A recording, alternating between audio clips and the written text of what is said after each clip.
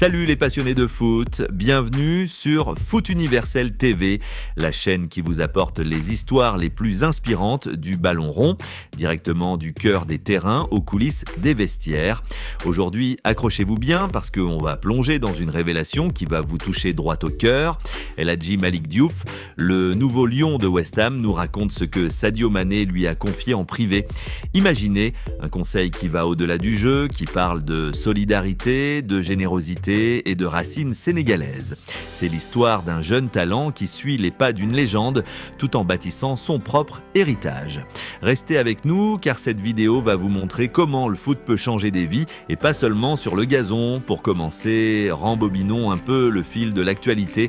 El Hadji Malick Diouf, ce défenseur sénégalais de 20 ans né le 28 décembre 2004 à Dakar, a débarqué cet été à West Ham United en Premier League anglaise.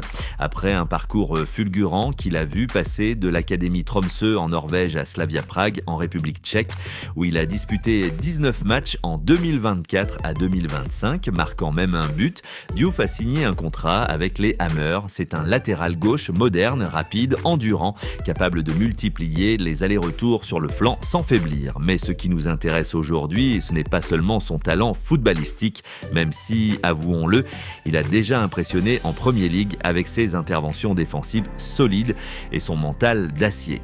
Non, c'est son côté humain, inspiré directement par Sadio Mané, la star d'Al Nassr et légende des Lions de la Teranga. Dans une interview récente accordée au site officiel de West Ham United, Diouf n'hésite pas à désigner Mané comme son modèle absolu. Écoutez ça, c'est difficile, mais peut-être que je peux dire Sadio Mané parce qu'il a aidé beaucoup de familles au Sénégal. Il nous a donné beaucoup d'expérience et a dit « Si tu as quelque chose, tu dois aider les pauvres ». Donc il a fait grandir le Sénégal. Tout le monde l'aime, donc je pense qu'il est le grand exemple pour nous, les jeunes joueurs. Ce conseil simple mais puissant résonne comme un mantra pour Diouf. Mané, qui a lui-même transformé son village natal de Bambali en un havre de développement avec des écoles, des hôpitaux et des infrastructures financées par ses propres moyens, a transmis cette flamme de la solidarité. Et rappelez-vous, en 2022, lors de la 66e cérémonie du Ballon d'Or, Mané a reçu le tout premier prix Socrate de l'histoire, une récompense dédiée aux footballeurs engagés dans des projets sociétaux et caritatifs. C'est pour son engagement inébranlable envers Bambali, dans le sud du Sénégal, qu'il a été honoré. Un exemple qui inspire toute une génération. Mais Diouf ne se contente pas d'admirer de loin, il met déjà ses paroles en action via sa fondation EMD qu'il a créée au Sénégal pour soutenir les plus démunis, en particulier les enfants. Comme il l'explique, je veux juste aider les pauvres là-bas au Sénégal. La première chose que je fais, c'est aider les enfants parce que maintenant, c'est la rentrée scolaire. Donc, je peux les aider à avoir du matériel, des sacs, des pantalons, beaucoup de choses pour aider parce que je sais que c'est difficile pour les parents. Maintenant, l'économie est difficile, donc je prends un peu d'argent pour les aider à acheter des choses pour eux. Donc, je pense que c'était vraiment bien. Récemment, lors d'une pause internationale, Diouf est retourné à Dakar pour visiter sa fondation. Il a distribué des fournitures scolaires, allégeant le fardeau des familles face à la crise économique. C'est concret, des cahiers, des stylos, des uniformes, tout ce qui permet à ces gamins de rêver grand, comme Diouf l'a fait dans le quartier de Médina à Dakar, où il a grandi aux côtés d'autres talents sénégalais comme Idrissa Gana Gueye ou Pathé Ciss. Ce qui rend cette histoire encore plus accrocheuse, c'est le parcours personnel de Diouf. Issu d'une famille modeste, il a quitté le Sénégal à 18 ans pour Tromsø, en Norvège, où il a dû s'adapter au froid glacial. Imaginez passer de la chaleur dakaroise à la neige scandinave. Là-bas, il a disputé 69 matchs, marquant 5 buts et délivrant 6 passes décisives. Puis dans la Slavia Prague, il a affronté des défis comme une suspension de 4 mois après un carton rouge, mais ça l'a renforcé mentalement. Mané l'avait prévenu, je connais ta qualité, mais je ne connais pas ta mentalité. Si tu es fort ici, dans l'esprit, tu seras un vraiment bon joueur. Et Diouf a écouté. À West Ham, il s'intègre parfaitement, aidé par des coéquipiers comme Naïef Aguerd, Jean-Claire Todibo et Alphonse Areola. Todibo et lui partagent la foi musulmane tandis qu'Areola parle français, facilitant les échanges.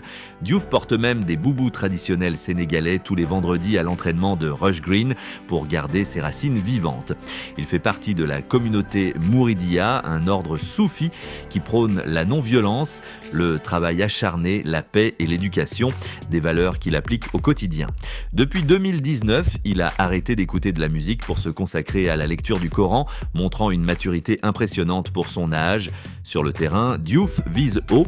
Il rêve de qualifier le Sénégal pour la Coupe du Monde 2026 et de briller en Premier League sans blessure. Son conseil aux jeunes aspirants footballeurs: je leur dis juste d'avoir une passion. S'ils veulent jouer au football, ils doivent aimer le sport d'abord et aller à l'école. Ne soyez pas comme moi parce que j'étais un peu fou. Ok, j'étais à l'école, j'ai mon baccalauréat et tout, mais je n'étais pas un vraiment bon élève. Mais j'étais bon. Je veux juste leur dire d'aller à l'école tous les jours parce qu'on ne sait pas notre avenir. Peut-être que Dieu l'a écrit avant que je devienne un joueur et je ne sais pas pour eux. Ce ne sera pas facile pour eux et ils doivent faire beaucoup de sacrifices. Mais l'école et le sport peuvent les aider pour l'avenir. C'est un message puissant. Le foot, c'est du talent, mais aussi de la tête et du cœur. Revenons à Sadio Mané, ce géant du foot africain. Né en 1992 à Bambali, Mané a gravi les échelons de Metz à Southampton, puis Liverpool où il a remporté la Ligue des Champions en 2019 et la Premier League en 2020 avant de rejoindre le Bayern Munich et maintenant Al Nassr.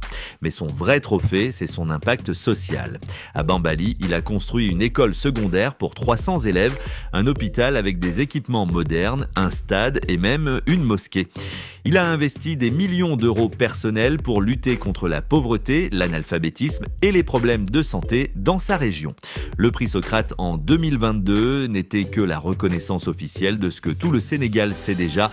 Mané est plus qu'un joueur, c'est un bâtisseur. Diouf, en suivant ce chemin, incarne la nouvelle génération de footballeurs sénégalais qui allient un succès sportif et responsabilité sociale. Comme le rapporte Walfadjri et repris par des médias comme Sénéweb et Sénénews, Diouf veut réussir sur le terrain tout en restant fidèle à cet esprit de solidarité et de générosité transmis par son illustre aîné. Sa fondation EMD n'est que le début. En distribuant des dons pour les enfants défavorisés, il crée un cercle vertueux.